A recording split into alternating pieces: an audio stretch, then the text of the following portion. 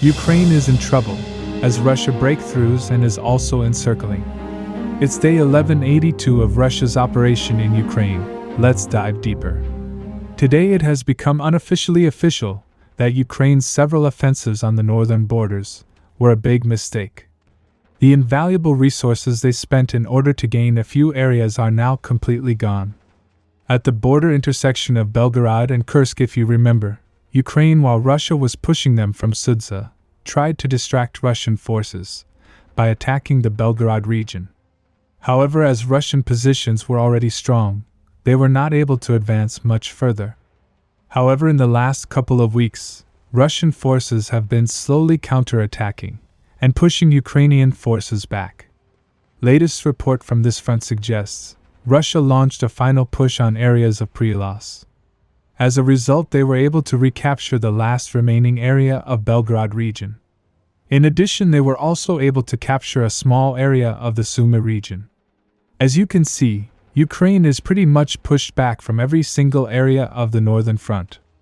If you remember, Ukraine used their best brigades in these operations. Sadly, their efforts didn't help them in the end. As many sources have suggested, they should have been used on the Donetsk front, where Russian forces are having good success in their summer offensive. Let's move to the eastern flank of Pokrovsk.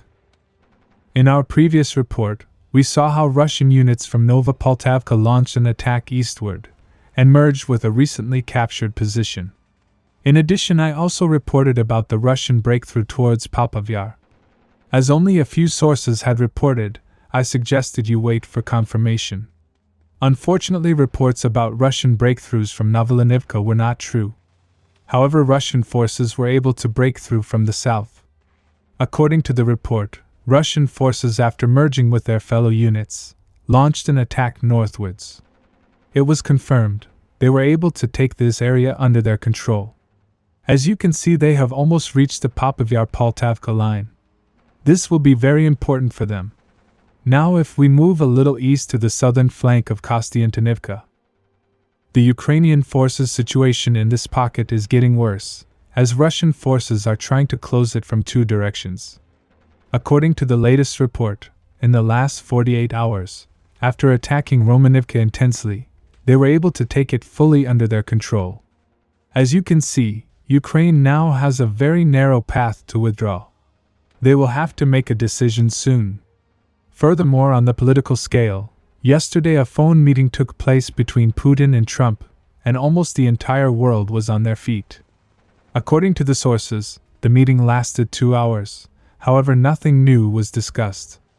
But we get the idea that the next negotiation could happen in the Vatican.